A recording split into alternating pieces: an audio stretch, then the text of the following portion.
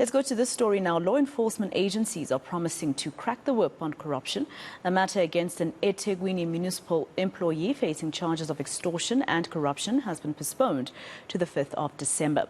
The accused works in the municipality's Integrity and Investigations Unit.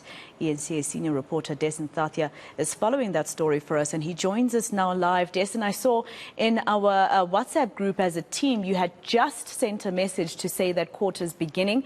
I don't think it even took 5 minutes. What happened this time? Very quick, Maseko. It all wrapped up quite quickly because it was a postponement by agreement. There is a certificate relating to the schedule of this offence that needs to be released by the DPP. So this matter was then moved to the 5th of December. So what that essentially means is that Mtutuko Mtungwa will remain in custody until then for about another week. He's already been in custody for a week. You'll recall that he was arrested as part of that sting operation on a Friday night, and that was where he was allegedly trying to take money from a local businessman here on the south coast. That related to an inquiry, and I say inquiry with my fingers here because it wasn't an actual inquiry. He is an investigator, but he had claimed to this businessman that in fact he was investigating him, but all he really wanted to do, according to police, was that he was trying to extort money from this businessman, making him believe that in fact it was his arrest was going to be imminent if he didn't pay this money. So he had accepted about 20,000 rand, and that was a down payment from about 200,000 rand. So has it been postponed to the 5th of December for purposes of bail application, or is it for further investigation?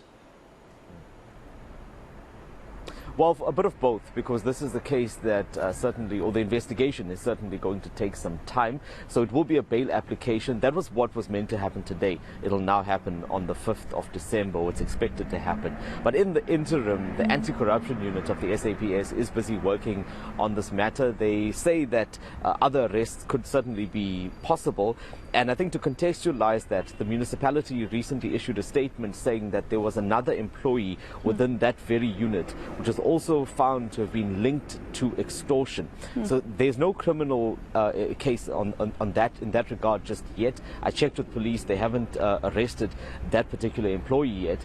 But he was issued with a notice of suspension, and he has since resigned. So what that really does is that it opens up a can of worms, because if this investigation does follow through, it means that we could be seeing others that are linked to either this case or other similar cases. And Dasen, lastly, has the leadership of the province in terms of governance responded to any of this? I mean, arrests being made in units that are supposed to be investigating to make sure that there is a barrier to corruption, and you find out that the people in that unit are part of the problem.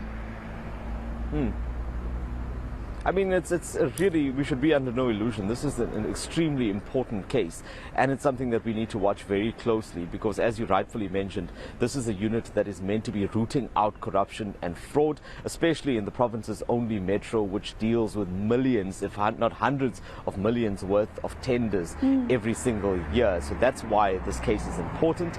The leadership of the municipality initially had not commented, but recently we see that the mayor, Mxolisi Kaunda, had released a statement. He says that he's condemning this incident, and says that despite all of this, the city is serious about rooting out corruption.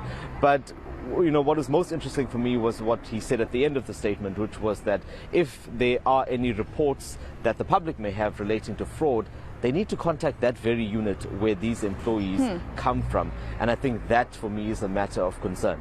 Yeah, of course, and that's an indictment on the government itself, isn't it, Dasen, to a point where you and I, as ordinary South Africans, feel as though surely that cannot be where we report where the corruption actually took place. Dasen Thathiah, our senior reporter, there for us with that story. Let's leave it there for now.